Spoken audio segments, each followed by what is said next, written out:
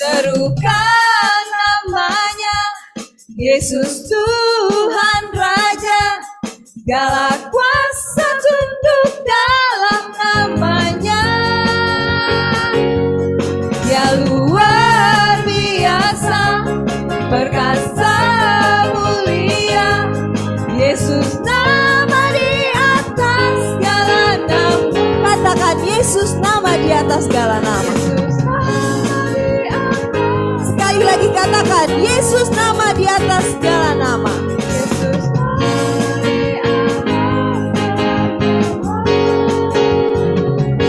Ya, berikan tepuk tangan buat Allah Tuhan kita. Silakan duduk Bapak Ibu. Kita akan mendengarkan firman Tuhan. Puji Tuhan Bapak Pendeta sudah bersama-sama dengan kita. Sebelumnya kita mau berdoa, kita mau ingat kebaikan Tuhan pada hari ini, sepanjang minggu ini. Tanpa kita sadari sudah hari Jumat lagi. Ada saudara-saudara kita yang tidak berdaya di rumah sakit. Ada keluarga yang sedih melihat keluarganya sedang sakit. Saya juga mendapat kabar ada teman kita yang kecelakaan kemarin sampai perlu dioperasi. Banyak perkara yang kita tidak bisa mengerti, tapi kita punya Tuhan yang mau gak mau memaksa kita. Mungkin bahasanya kurang baik, tapi harus kita paksakan kalau kita percaya Tuhan kita itu Raja dari segala raja. Kita mau berdoa, Tuhan Yesus, mengucap syukur Tuhan untuk semuanya. Mengucap syukur untuk hari ini Tuhan. Kami tidak tahu Tuhan, banyak perkara yang tidak bisa kami mengerti. Tapi satu hal Tuhan, kami mengerti kalau Engkau sangat mengasihi kami. Kami mau mencintai Engkau. Kami mau memiliki Engkau. Kami mau dekat bersama Engkau. Bukan karena Tuhan, tapi sebab Engkau mengasihi kami lebih lagi. Kami serahkan hati kami Tuhan. Biarlah kami memuji memuliakan Engkau selalu. Amin. Kita katakan banyak perkara. Banyak perkara yang tak dapat ku mengerti. Mengapakah harus terjadi di dalam kehidupan ini?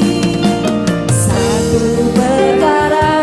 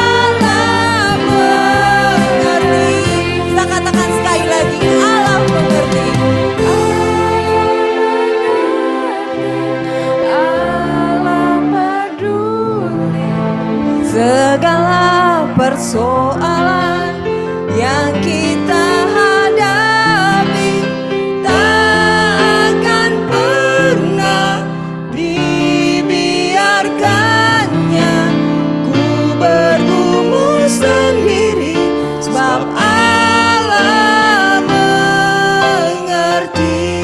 Sebab Allah mengerti. Sebab Dia peduli. Sebab Allah mengerti.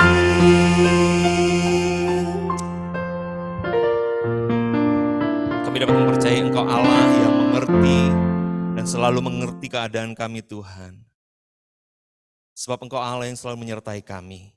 Engkau tidak pernah meninggalkan sisi kami, Tuhan. Engkau terus berjalan bersama dengan kami, Roh Kudus. Engkau yang paling mengerti apa yang kami rasakan, bahkan Engkau lebih memahami lebih daripada apa yang kami pahami tentang diri kami sendiri. Terima kasih Tuhan. Terima kasih ya Bapa, buat kesabaran-Mu, buat kasih setia-Mu dalam kehidupan kami. Terima kasih Tuhan karena Engkau terus mengajar kami, menolong kami, mendewasakan kami. Hari lepas hari dalam kehidupan kami, apapun yang terjadi Tuhan, Engkau selalu menolong kami menemukan ada satu pelajaran berharga yang dapat kami tangkap Tuhan dalam hidup kami, sehingga kemuliaan Tuhan dinyatakan dalam kehidupan kami. Oleh karena itu, kami ingin lebih aware Tuhan. Kami ingin lebih lagi memiliki kesadaran yang lebih tinggi lagi Tuhan akan apa yang sedang Kau kerjakan dalam kehidupan kami. Untuk itu kami perlu kebenaran firman Tuhan. Sebab firman Tuhan menjadi terang bagi jalan-jalan kami ya Tuhan. Sehingga kami tahu kemana kami harus melangkah, apa yang harus kami putuskan dalam kehidupan kami. Dan firman-Mu itu yang menolong kami Tuhan. Berkati ya Bapa momen ini ya Bapa. Roh Kudus urapi setiap kami supaya kami mengerti kebenaran firman-Mu. Urapan yang sama juga turun atas hamba-Mu yang tidak berguna ini, yang hanya berguna ketika Roh-Mu memakainya. Jadikan hamba-Mu selalu berkat bagi saudara-saudaraku tempat ini Tuhan. Dalam nama Yesus kami berdoa dan bersyukur. Semua yang siap dengar kebenaran firman Tuhan, mari sama-sama katakan amin, amin. Silakan duduk Bapak Ibu Saudara, shalom.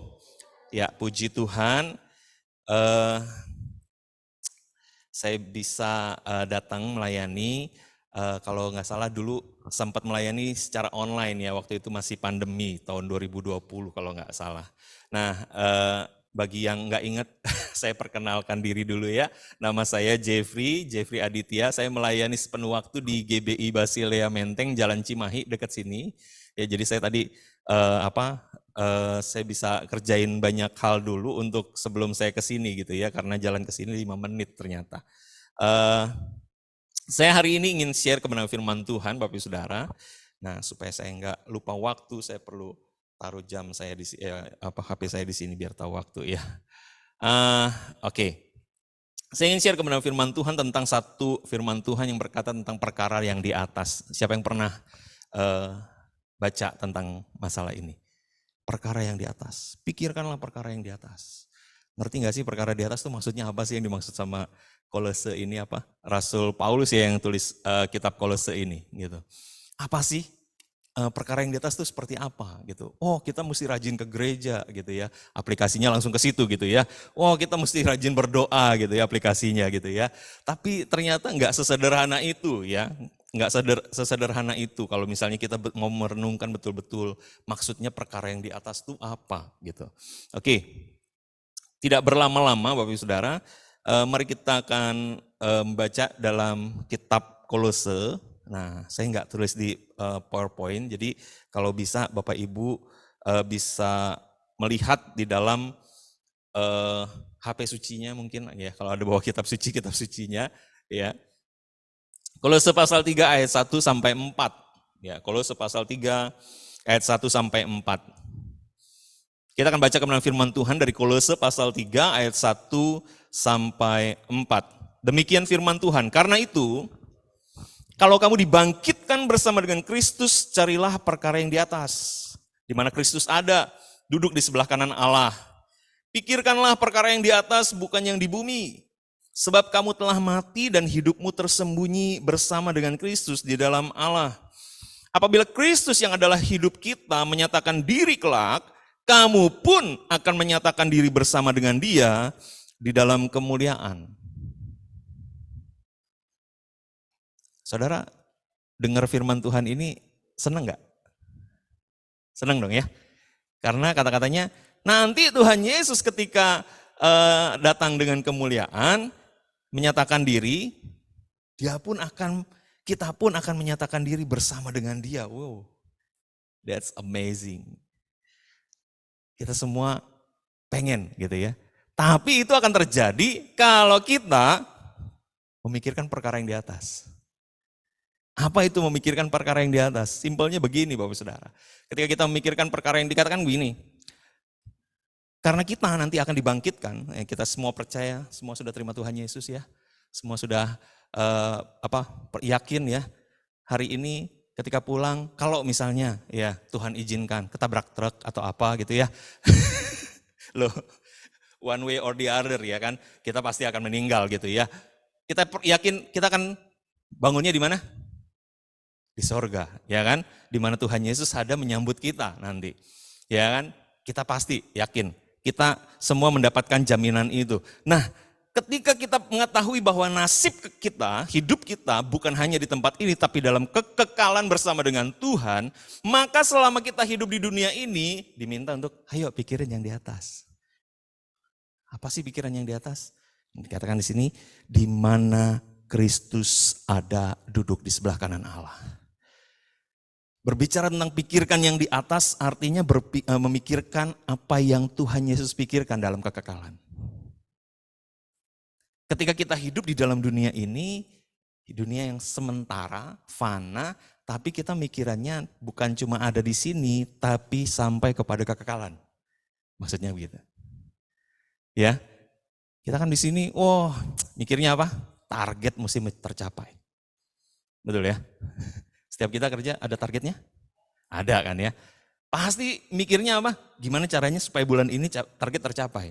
Bulan depan mikirnya ada target yang baru yang mesti dicapai.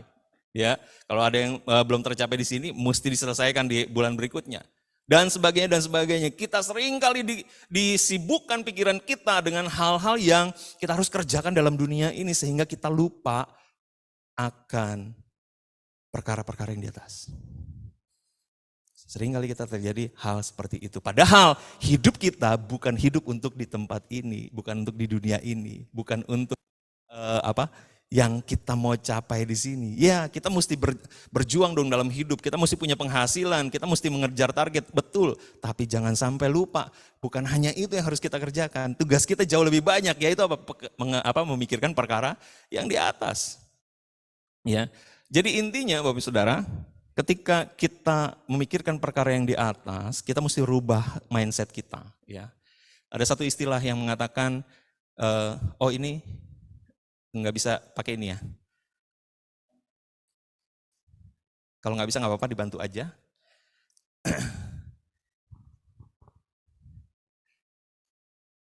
Ya, next lagi. Nah, ini satu kata yang mengatakan, satu istilah yang mengatakan change your thinking, change your life. Seberapa di antara Bapak Ibu, saudara yang tempat ini maupun yang mengikuti secara Zoom, bisa mengaminkan perkataan ini, statement ini. Change your thinking, change your life. Hal sederhana deh, ada yang suka durian? Wah, yang lain enggak ya? Iya, durian.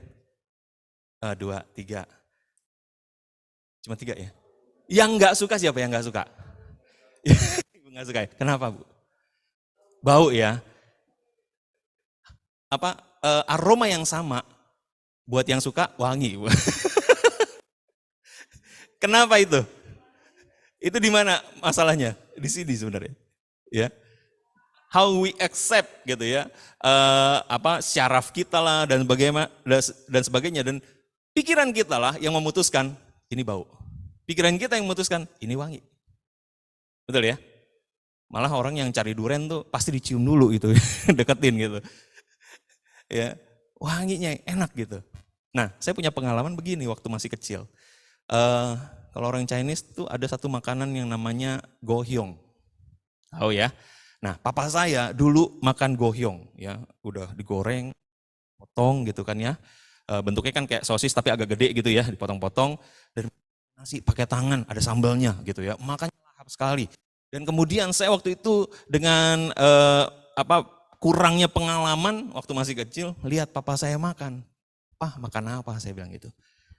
"Goyong, enak," katanya gitu. "Ambil nasi, makan yuk," katanya gitu ya. Ajak makan papa saya.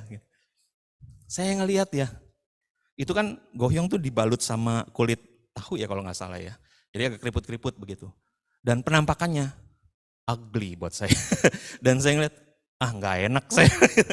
Lewat penglihatan aja saya langsung memutuskan, nggak enak gitu ya. Jangan bilang nggak enak dulu, kata papa saya. Makan dulu, cobain satu, kata gitu. Ini enak tahu, katanya gitu. Saya nggak cobain, tapi saya bilang, nggak enak. Saya nggak percaya dengan perkataan papa saya. Sampai papa saya kesel, dia bilang, bego lu. Ini makanan enak lu nggak mau, katanya gitu ya. Tapi begitu saya udah menanjak lebih dewasa gitu ya, ketemu makanan yang sama gitu ya, dan pola pikir mulai berubah. Coba aja dulu, nggak ada ruginya gitu ya. Saya coba ternyata enak, dan saya makan seperti papa saya, pakai tangan, ambil nasi, makan lahap gitu ya, makanan itu. Kenapa itu berubah? Karena pengalamannya berubah. Karena pengalamannya berbeda. Ada yang satu saya nggak taste dulu, yang kedua saya taste dulu. Dan akhirnya saya berubah cara berpikir saya. Dulu saya kita mungkin nggak tahu ya. Kalau misalnya bangun pagi, disarankan sama dokter itu minum air hangat sebelum sikat gigi. Kumur-kumur dulu katanya gitu. Ya, setelah kumur-kumur ditelan, bukan dibuang. Tahu nggak kenapa? Karena waktu pagi hari sebenarnya mulut kita itu ada vitamin katanya. Enzim-enzim yang mengandung vitamin sehingga ketika ditelan itu bagus buat kesehatan. Belum ada yang tahu ya. Sejak saat itu saya setiap pagi minum air hangat, saya kumur-kumur, saya telan. Kenapa? Karena ada pengetahuan baru. Pola pikir saya berubah. Ketika kita change our thinking, kita hidupnya juga berubah. Change our life. Dan itu ketika kita mengalami hal itu, perubahan itu ketika itu sudah masuk kepada yang namanya belief system kita dalam pikiran. Ya. Nah, ketika dikatakan pikirkan perkara yang di atas, mari cari sebanyak-banyaknya perkara-perkara rohani yang kita masukkan dalam belief system kita, sehingga hidup kita akan menjadi seperti ini. Kita memikirkan perkara yang di atas, meskipun kita ada di bumi, ya. Bukan perkara yang di bumi, ya. Artinya bukan memenuhi pikiran kita dengan perkara-perkara yang di bumi aja. Sebab kamu telah mati dan hidupmu tersembunyi bersama dengan Kristus di dalam Allah. Ya. Oh bisa ya, puji Tuhan. Jadi intinya adalah mari kita hidup dengan cara melihat melalui mata Allah. Ya, melihat seperti Tuhan melihat dalam kehidupan ini. Ya, sehingga hidup kita enggak lagi hidup seperti orang-orang dunia, tetapi hidup kita hidup seperti bagaimana Tuhan hidup di dalam dunia ini. Rasul Paulus yang menulis Kolose ini juga menulis begini, sebab itu kami tidak lagi menilai seorang juga pun menurut ukuran manusia. Jika kami pernah menilai Kristus menurut ukuran manusia, sekarang kami enggak lagi menilainya demikian. Jadi Rasul Paulus mengakui, dulu saya mikir caranya beda, tapi ketika terima Tuhan Yesus, hidup saya berubah. Pikiran saya enggak lagi nilai orang dengan cara yang sama. Beda, ya. Kita lihat perubahannya. Saulus jadi Paulus gitu ya. Dan itu mengalami perubahan dalam hidupnya. Ketika dulu dia melihat Yesus itu orang yang sesat, pemimpin yang sesat. Tapi sekarang dia melihat Yesus sebagai kebenaran. Dulu dia memandang kekristenan itu sebagai sesuatu hal yang meracun buat bangsanya. Ya, dia benci sekali dengan kekristenan. Ya. Tapi sekarang dia mencintai Kristus lebih daripada segalanya. Sehingga dikatakan hidup adalah apa? Mati adalah keuntungan. Ya, hidup adalah Kristus, mati adalah keuntungan. That's powerful banget buat saya. Ya, benci kekristenan jadi cinta sama Kristus. Dulu dia bunuh orang-orang Kristen, tapi sekarang kemanapun dia pergi, gereja di sana bertumbuh. Ada gereja, pergi kemana ada buka gereja, pergi kemana ada buka gereja. Dia melihat setiap jiwa sebagai orang-orang yang perlu diselamatkan. Ada perubahan dalam kehidupannya. Dan kita pun harus mengalami perubahan yang sama. Oleh karena itu, kita mau melihat ada 3 hal, ya ada banyak hal sebenarnya yang Tuhan ajarkan, tetapi dalam konteks kerja, gitu, dunia kerja, saya ingin kita memiliki nilai yang plus daripada teman-teman yang lain sebagai anak Tuhan. Yang pertama, Bapak Saudara, kita melihat bagaimana cara Tuhan melihat manusia. Ya, kita bekerja pasti kerja sama orang lain. Kita pasti berinteraksi dengan manusia lain, ya, bukan hanya teman seiman, tapi juga tidak seiman dan sebagainya. Nah, saya ingin kita sama-sama belajar dari Yunus. Ya, tahu ya kisah Yunus? Apa kisahnya? Ditelan ikan. Ya. pasti jawabnya gitu ya, ditelan ikan gitu ya. Tapi esensi dari Yunus itu apa sebenarnya? Esensinya begini. Yunus diminta karena dia nabi Tuhan, dia bisa dengar suara Tuhan, Tuhan ngomong sama dia, Yunus ngomong sama bangsa Niniwe bahwa 40 hari lagi mereka akan dihukum kalau nggak bertobat gitu ya. Nggak mau ah. Kenapa? Yunus benci sekali bangsa Niniwe. Bangsa Niniwe sadis. Ya, mungkin lebih sadis dari Hamas. Hamas bayi dibunuhin ya. Kalau Niniwe, wanita hamil dibelek perutnya, diambil bayinya dibunuh. Ya, jadi dia benci sekali. Dia nggak layak diampunin gitu. Tapi ketika akhirnya dia mesti datang dan dia beritakan 40 hari lagi kalau kamu nggak bertobat, bangsa kamu tunggang langgang sama Tuhan. Mereka bertobat loh. Dan hukuman Tuhan nggak terjadi. Dan kemudian dia kesel, bukannya seneng. Dia kesel. Dia pergi menyendiri gitu ya. Dan lagi panas-panas, Tuhan tumbuhin pohon jarak.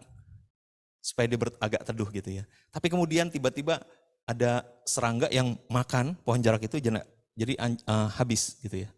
Kemudian dia kesel lagi. Dan Tuhan tanya, layakkah engkau kesel? Sepatutnya aku kesel katanya gitu ya. Dan Tuhan bilang begini, engkau sayang kepada pohon jarak itu yang untuknya sedikit pun engkau tidak berjerih payah.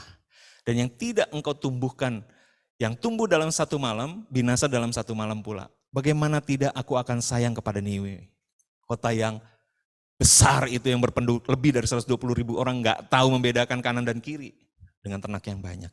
Maksudnya Tuhan gini loh, kamu untuk pohon jarak yang kamu gak tumbuhin, terus dia hilang, kamu kesel.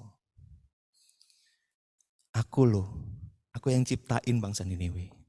Semua manusia sebenarnya diciptakan sama Tuhan yang sama, betul ya? Tuhan ketika dia lihat bangsa Niniwe yang begitu jahat, Tuhan gak benci, tapi Tuhan kasihan kalau dia terus-terusan seperti itu. Karena nasibnya adalah sesuai dengan hukum yang sudah ditentukan oleh Tuhan, kalau dia gak bertobat, dia binasa. Dan dia sayang kalau mereka binasa. Makanya Tuhan kasih kesempatan beritakan Injil. Bisa gak kita melihat orang, teman kita yang nyebelin, yang suka, yang sombong itu, ya, yang pengennya enaknya aja itu, gitu ya. Nggak tahu ada apa enggak ya. Orang-orang di sekitar kita, teman-teman rekan kerja gitu ya, yang pengennya kerjanya dikit tapi ketika ada sesuatu yang bagus dia pengen ambil kredit. I want to take credit gitu ya. Padahal bukan dia yang kerja gitu ya. Tapi seakan-akan dia ikut terlibat dalam hal itu. Nyebelin nggak orang kayak gini? Nyebelin banget ya. Saking keselnya gitu ya. Tapi ada orang-orang seperti itu. Tapi Tuhan bilang kasihi dia. Gimana sih cara ngasihinnya? Minta hikmat Tuhan. Ya, hal-hal yang dia lakukan nggak benar, tetap kita mesti kasih tahu gitu ya.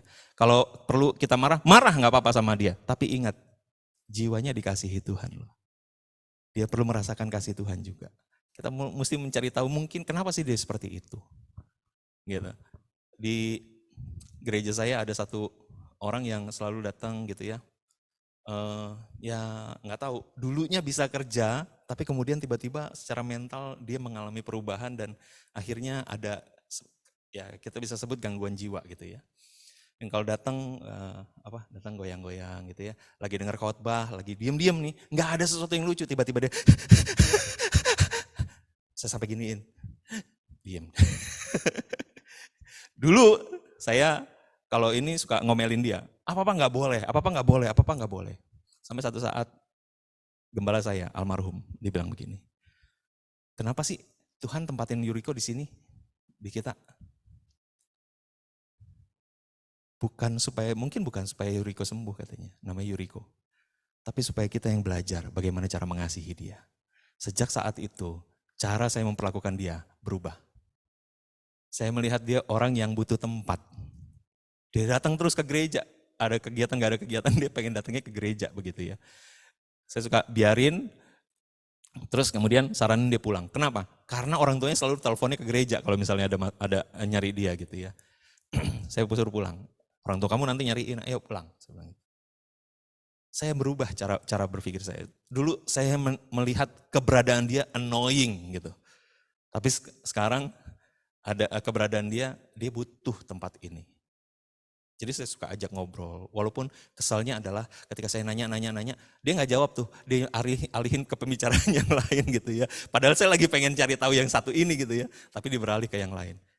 But itulah hidup. Kita akan selalu dikelilingi dengan orang-orang yang pasti ada juga yang nggak kita suka gitu ya. Bisa nggak kita mengasihi mereka? Ya, mari kita belajar, Bapak Saudara, untuk melihat semua orang. Ya, nggak peduli orang itu seperti apa, semenjengkelkan apa, nggak peduli alasan kita apa. Tuhan mengasihi dia. Bagaimana caranya kita sebagai anak Tuhan untuk menunjukkan Tuhan mengasihi kamu loh. Itu melalui hidup kita. Supaya dia bisa merasakan kasih Tuhan melalui kita itu gimana caranya? Pikirin ya. Cari tahu itu. Karena ketika saudara pikirin, saudara sedang memikirkan perkara yang di atas. Yang kedua, Bapak Saudara ya. Oh ya, kalau kita gagal menghargai atau mengasihi orang lain, berarti kita gagal memahami hatinya Tuhan. Ya, hati-hati. Kalau kita nggak bisa menghargai mengasihi orang, kita nggak bisa sampai ke ayat 4 nih. Apabila Kristus yang adalah hidup kita menyatakan diri kelak, kamu pun akan menyatakan diri dengan dia dalam kemuliaan. Nggak akan terjadi itu. Yang kedua, cara Tuhan melihat kehidupan ini. Ya, saya nggak tahu bagaimana Bapak Ibu memandang kehidupan ini. Mungkin ada yang berpikir, aduh hidup ini penuh dengan penderitaan. Wah, hidup ini membingungkan saya. Ya, hidup ini sangat tidak adil dan sebagainya. Ya, tapi Firman Tuhan berkata begini, matamu melihat segala lagi aku bakal anak dan dalam kitab semuanya tertulis hari-hari yang akan dibentuk sebelum ada satupun daripadanya. Ya, Mazmur 139 ayat 16.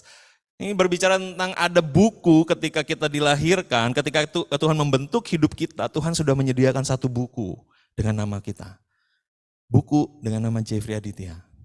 Ya, buku dengan nama Bapak Ibu masing-masing. Semuanya. Dan di situ tertulis hari-hari yang akan dibentuk sebelum ada satupun yang daripadanya. Artinya hari-hari itu berbicara tentang kehidupan kita yang Tuhan ingin terjadi, yang Tuhan rancangkan dalam hidup kita.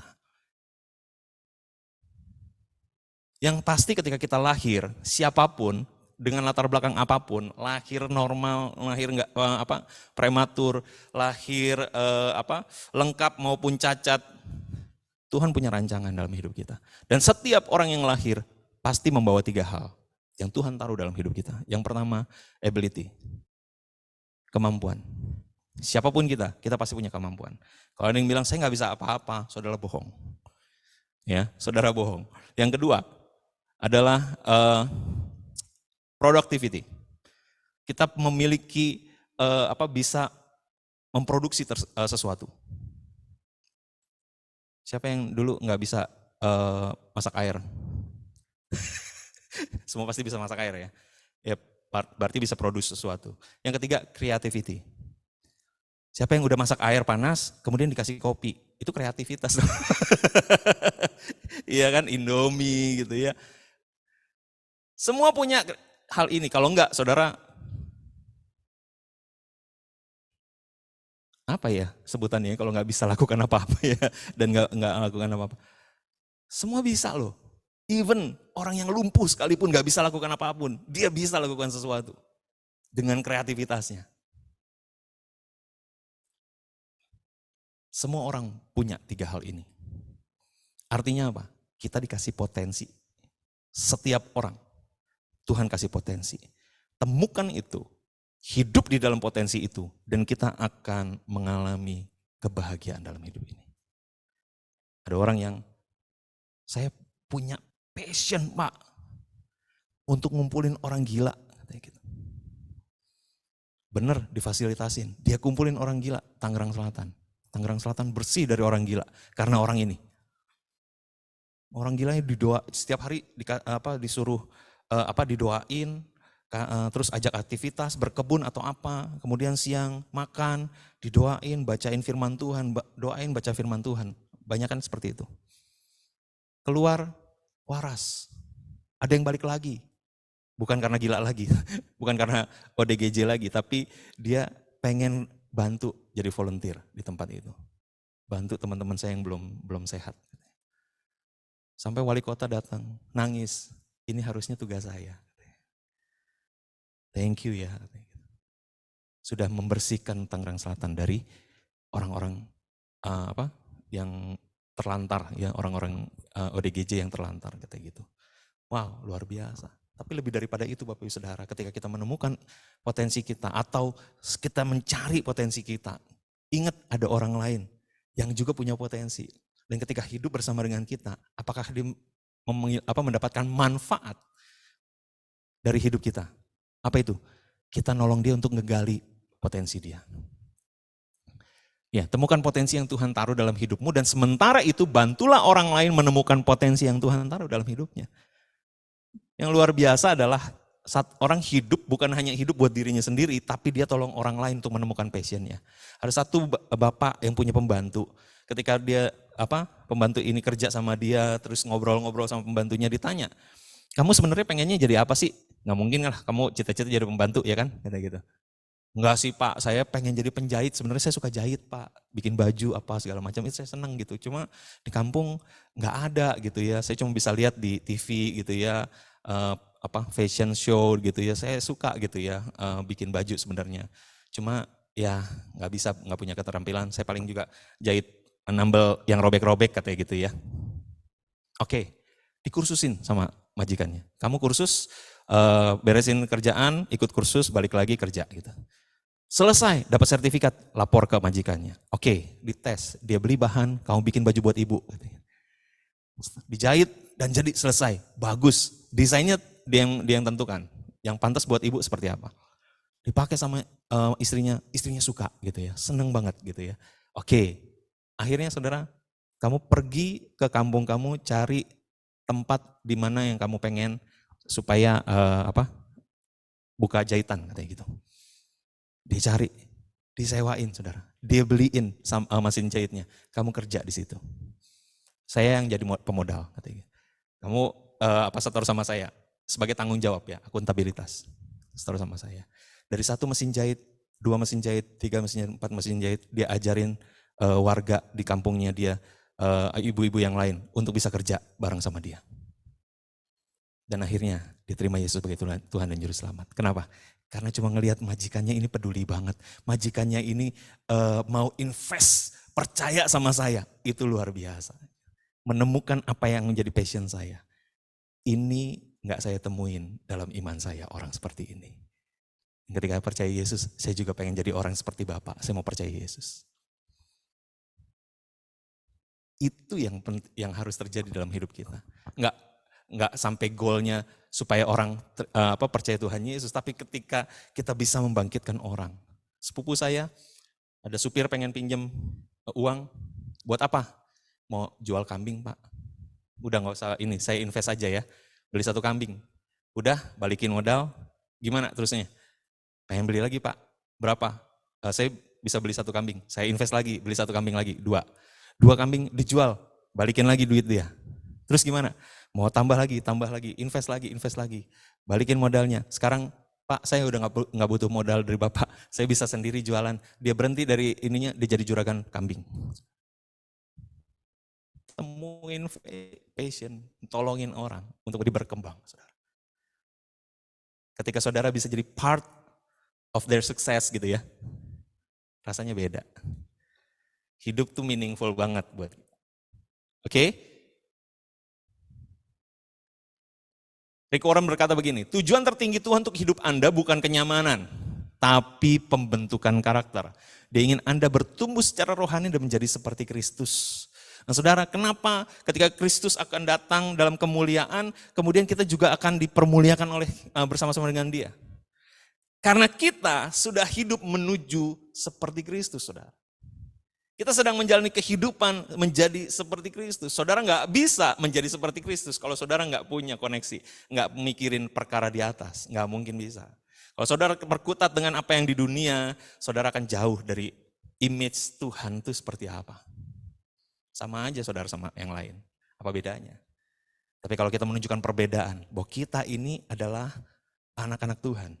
Kalau kita ini adalah orang-orang Kristen, maka ketika Kristus sedang menyatakan diri, kita yang serupa dengan Kristus juga akan dipermuliakan sama-sama, kebagian gitu ya.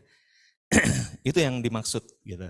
Jadi yang ketiga, yang terakhir, kalau kita mengalami pergumulan tadi, WL bilang ya, ada yang kecelakaan, ada apa, aduh masalahnya banyak. Saya ikut IG Jakarta Informasi gitu ya. Hampir setiap hari ada aja informasi kebakaran. Ada aja berita tentang kecelakaan tunggal di jalan raya dan sebagainya. Hidup penuh dengan masalah dan setiap kita pasti ngalamin yang namanya masalah. Ya, jangan berdoa, Tuhan, lalukan masalah ini daripadaku, karena itu nggak akan terjadi. Tapi yang diajarin kan, Tuhan jauh ke jangan masuk jangan masukkan aku dalam pencobaan, betul ya? Pencobaan itu datangnya dari mana?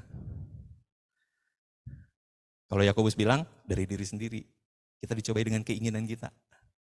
Ya, artinya jangan masukkan aku dalam pencobaan, buat aku aware terus Tuhan. Bahwa setiap pencobaan aku harus menang. Satu kali Tuhan Yesus sama murid-muridnya ketemu sama orang yang buta sejak lahir. Murid-muridnya tanya, Rabi, siapakah yang berbuat dosa, orang ini atau orang tuanya? Sehingga ia dilahirkan buta. Tuhan Yesus jawab, bukan dia, bukan juga orang tuanya yang salah. Tapi karena pekerjaan-pekerjaan Allah harus dinyatakan di dalam dia. Seringkali kalau kita ketemu masalah, apa yang kita tanya?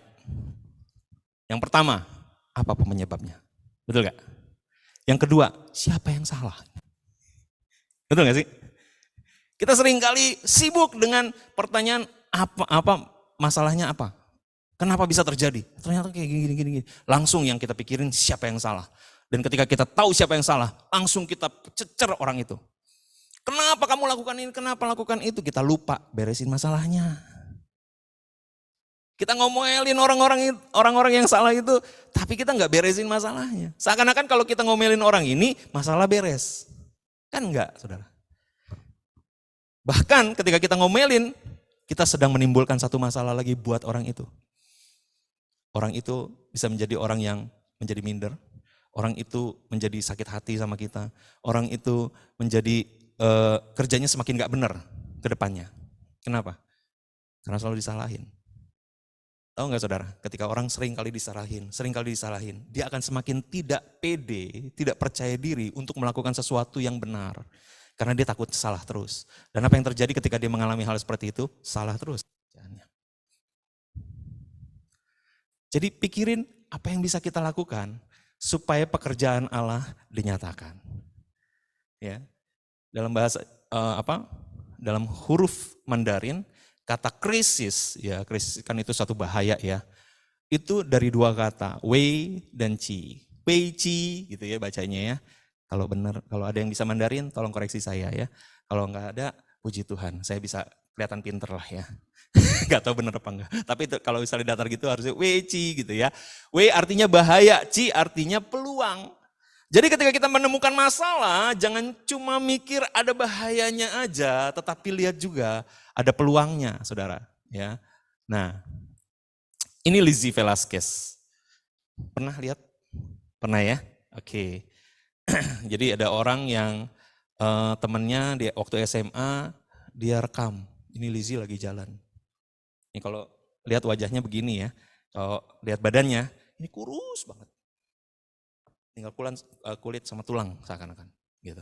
Nah ketika di jalan direkam 8 detik doang, kemudian dimasukin YouTube dengan judul The Ugliest Woman in the World. Dan over 4 million orang view dia. Dan banyak yang kasih komennya sadis-sadis. Udah, jangan penuhi bumi ini dengan orang-orang jelek seperti kamu. Mati aja kamu. Itu intinya perkataannya. Udah ambil pistol, taruh kepala kamu, tembak diri kamu sendiri. Itu semua komen-komen yang dia baca. Tapi setelah baca itu, kalau anak zaman now gimana? Beneran dia bunuh diri mungkin ya. Tapi dia yang luar biasanya ya, thinking ya. Dia bangun dan dia bilang, saya akan buktikan kepada mereka semua kalau hidup saya di dunia ini ada artinya. Saudara, dibikin goals. Saya ingin lulus sekolah dengan nilai yang baik. Saya ingin jadi pembicara motivasi. Saya ingin bikin buku. Saya ingin menikah. Dan saat ini dia udah jadi salah satu orang yang sangat menginspirasi.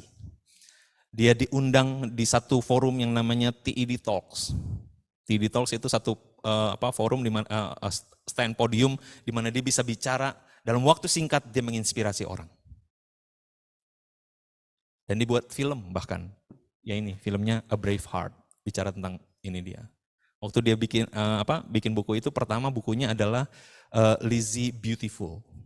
Ya, dia sedang menceritakan hidup dia, bukan bicara tentang penampakannya tapi masalah hatinya gitu ya. Dia jadi pembicara di sekolah SMP, SMA ya, dia bicara tentang anti bullying. Buku keduanya judulnya Be Beautiful Be You katanya gitu. Buku-buku motivasi. Dan sejak saat itu banyak orang yang pengen jadi temenan sama dia di Facebook. Jadi temannya berubah dari di YouTube semua pencemooh, di Facebook semua orang-orang yang support dia. Dan salah satu yang menjadi kekuatan dia sebenarnya untuk dia bisa berdiri dan akhirnya punya stand itu adalah apa? Selama ini di dalam keluarganya dia dianggap biasa, normal, acceptance-nya besar. Keluarga punya pengaruh yang luar biasa. Ya, ketika keluarga dengan tanya, siapa bapaknya atau dia sendiri gitu ya. Orang tuanya atau dia sendiri yang berdosa. Enggak usah mikirin siapa yang dosa. Accept them. Terima dia sebagai pribadi yang Tuhan ciptakan dan Tuhan punya rancangan buat hidup dia. Jadi orang yang menjadi katalisator buat dia untuk dia bisa berfungsi dengan baik dalam hidup ini. That's our job. Ya, semua kita buat keluarga kita mesti accept mereka. Ya, jadi itu. Ketika melihat pergumulan enggak lagi melihat, waduh mati gue. Waduh cilaka gue. Tapi ketika melihat pergumulan, ada kemuliaan Tuhan di balik masalah ini. Haleluya, waktu saya sudah habis. Jadi ingat Bapak Ibu Saudara yang dikasihi Tuhan, ketika kita hidup melihat seperti Tuhan melihat, maka hidup kita akan jadi seperti Kristus. Ya, hidup kita akan memuliakan Kristus. Dan yang terakhir, ya ayat 4 mengatakan hidup kita dimuliakan bersama Kristus. Siapa yang rindu hal itu terjadi dalam hidup kita? Ingat ya, kita hidup di dunia ini, tapi selama ini mari kita pikirkan perkara-perkara yang di atas. Apa yang Tuhan mau untuk kita kerjakan dalam dunia ini. Karena kita bukan hidup untuk hidup kita di dunia ini, tapi kita hidup untuk memberitakan kasih Tuhan, untuk memberitakan kerajaan sorga itu seperti apa. Kerajaan sorga itu dalam diri kita loh. Ya, dan kita mesti tunjukin, ini loh kerajaan sorga. Ketika orang menolak, kita terima. Kenapa? Karena Kristus gak pernah menolak kamu. Saya juga gak nolak kamu. Amin. Apapun yang saudara kerjakan, saudara punya tanggung jawab yang sama untuk memuliakan Tuhan dalam hidup ini. Terima kasih Tuhan Yesus. Mari kita berdoa. Kami bersyukur Tuhan buat kebenaran firman-Mu. Engkau yang tolong kami. Ajar kami mulai membiasakan hidup kami Tuhan untuk memikirkan perkara-perkara di atas. Ajar kami Tuhan untuk setiap kebenaran firman Tuhan yang Kau singkapkan dalam kehidupan kami, untuk kami boleh lakukan dalam hidup kami Tuhan. Seberapa banyak yang Tuhan percayakan dalam hidup kami, ajar kami untuk memiliki kerinduan, kemauan, kasih untuk memotivasi kami Tuhan, untuk melakukan apa yang Kau kehendaki itu Tuhan. Ajar kami bertanggung jawab dengan kebenaran yang kami terima dalam hidup ini. Terima kasih Tuhan, terima kasih. Kami percaya hidup kami akan memuliakan Tuhan mulai saat ini. Hidup kami akan menunjukkan siapa Kristus buat kehidupan orang lain. Hidup kami akan menjadi kehidupan yang bermakna. orang Tuhan dan bagi diri kami sendiri. Di dalam Kau taruh potensi dalam hidup kami Tuhan dan kami hidup di dalamnya. Kami percaya kebahagiaan itu bagian kami. Terpujilah Tuhan di dalam nama Tuhan Yesus Kristus. Kami mengucap syukur menerima berkat pada siang hari ini. Haleluya. Amin. Saya serahkan kembali.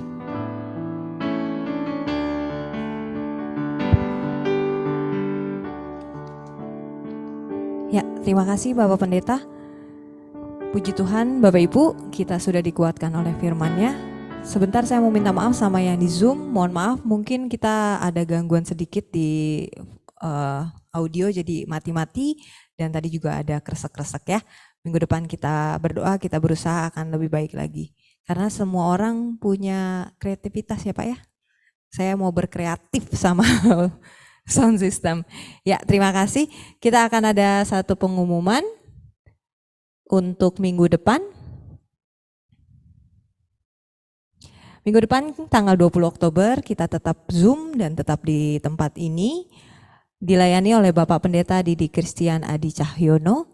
Terima kasih Bapak Ibu untuk persembahannya juga. Tuhan memberkati semua tangan-tangan yang memberikan.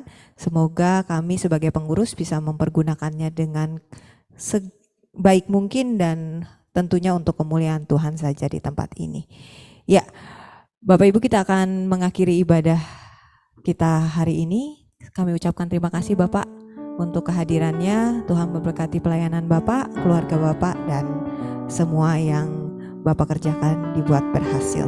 Terima kasih Bapak Ibu yang sudah hadir. Kita juga mengundang siapa yang mau menjadi pelayan Tuhan di sini di bagian pemusik. Kayaknya pemusik enggak usah ya, pemusik sudah dipatenkan, sudah ada keluar barcode-nya soalnya. WL, singer, oh ada pesan juga siapa yang mau menggantikan Bapak yang baju biru, Pak Riki juga silakan. Siapapun yang punya talenta, kami sangat bersenang hati untuk menerima semuanya, membantu kami pelayanan di sini. Untuk Asher juga kita udah lama nggak ada yang manis-manis menyambut tamu di depan ya kan. Sangat bersyukur kalau ada yang mau, silakan menghubungi saya atau Yunita atau siapapun yang kenal. Lydia juga di sini. Sebelum kita mengakhiri, kita akan menyanyikan satu lagu. Kita undang untuk berdiri.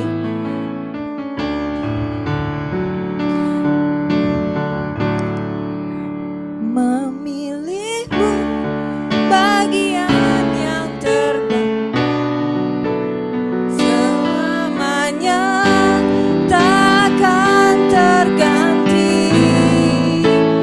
Harta yang paling berharga hanya Kau Yesus. Bentar Om, ini kayaknya saya falas banget. Kita ulang ya, memilihmu.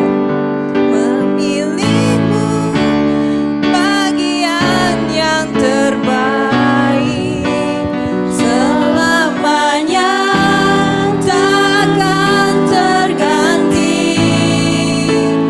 Harta yang paling berharga hanya Kau Yesus selamanya.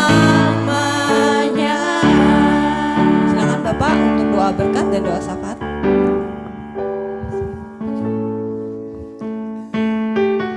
Mari kita tundukkan diri kita dan kita berdoa kepada Tuhan. Tuhan Yesus, terima kasih. Kami mengucap syukur buat persekutuan yang Tuhan izinkan terjadi bagi kami pada siang hari ini.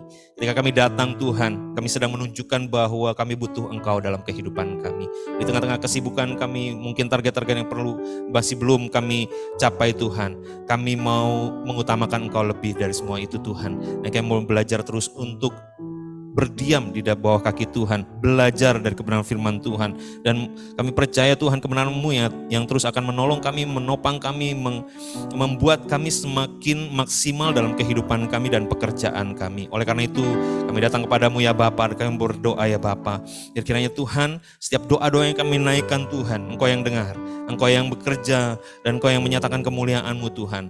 Kami akan menyaksikan kebaikan Tuhan dalam kehidupan, ya akan lewat apa yang dikerjakannya. Kami berdoa buat jemaat jemaat yang bekerja di luar Raja Wali Group Tuhan. Kiranya Engkau memberkati pekerjaan mereka Tuhan, usaha mereka, apapun yang mereka kerjakan Engkau buat berhasil. Karena penyertaan-Mu membuat perbedaan dalam kehidupan mereka.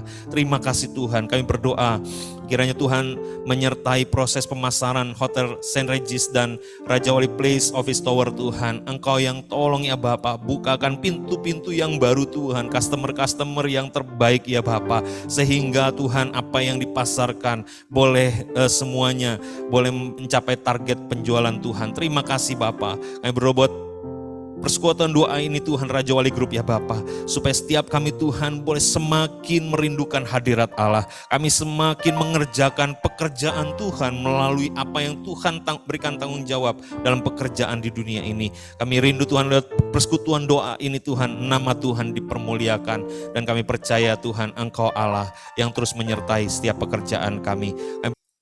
Engkau juga memberkati bangsa kami Tuhan. Engkau mengasihi bangsa ini Tuhan. Kami ada di bangsa Indonesia dan kami percaya kuasa Tuhan ada atas Indonesia. Engkau yang mengerjakan kebangunan rohani atas Indonesia Tuhan. Dan ajar kami Tuhan supaya anak-anak-Mu ya Bapa menjadi bagian dari kebangunan rohani itu. Dimanapun kami berada, siapapun yang kami temui, apapun yang kami kerjakan, kiranya Tuhan Engkau yang menyatakan kemuliaan-Mu. Jadikan kami berkat ya Bapa buat mereka semua. Terima kasih Tuhan, terima kasih Engkau memberkati setiap jajaran pemimpin bangsa ini Tuhan. Kemuliaan dinyatakan atas kehidupan kami semua. Nasib bangsa ini juga Tuhan sudah tentukan. Kami percaya yang terbaik Tuhan akan berikan. Terima kasih Tuhan Yesus, terima kasih. Kami menyertai Tuhan, memberkati setiap anak-anak-Mu yang ada di tempat ini maupun yang mengikuti lewat Zoom Tuhan. Engkau yang memberkati kesetiaan mereka ya Tuhan untuk datang dalam persekutuan. Dan apapun yang mereka kerjakan Engkau buat berhasil sehingga nyata perbedaan anak-anak Tuhan dan anak-anak yang bukan pengikut Kristus, dan kami semua boleh menyatakan kasih Allah dimanapun kami berada. Saat ini Tuhan kami mengangkat tangan kami ya Bapa. Tanda kami menyerahkan hidup kami kepadamu ya Bapa. Kami tidak bisa apa-apa tanpamu ya Tuhan. Kami tahu tanpa berkat Tuhan kami nggak bisa melakukan apapun. Terima kasih. Kami saat ini akan meninggalkan tempat ini Tuhan, kami akan kembali bekerja. Kiranya Engkau Allah yang maha besar memberkati kami dengan damai sejahtera-Mu ya Tuhan.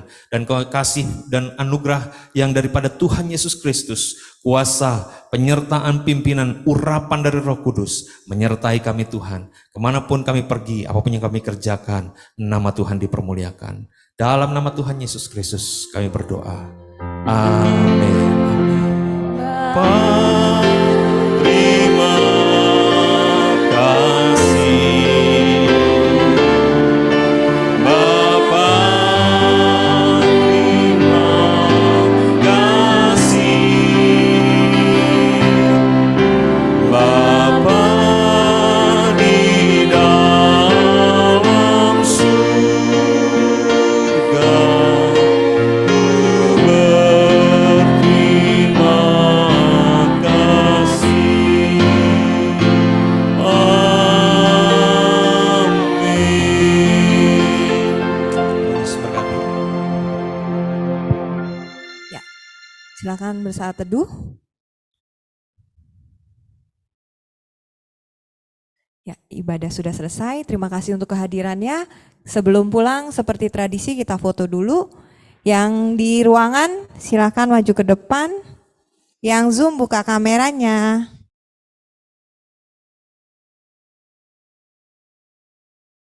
Harus juaranya dulu depan. Yo, maju.